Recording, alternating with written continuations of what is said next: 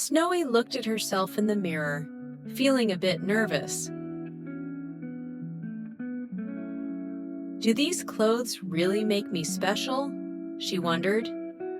She loved the cute dress and bow, but deep down, she wasn't sure if that's what mattered most.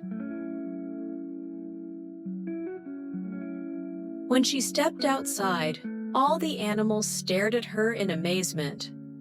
"Wow, you look beautiful!" a little bird chirped.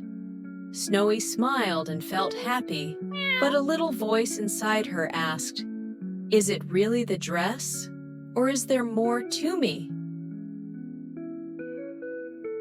As she wandered through the park, Snowy noticed a little mouse crying, its tail tangled in the bushes. Without thinking twice, Snowy rushed to help. Her dress got dirty, but she didn't care. Helping is more important, she thought, as she freed the mouse. The mouse looked up at her with grateful eyes. Snowy realized something important. It's not my dress that makes me special. It's my kindness.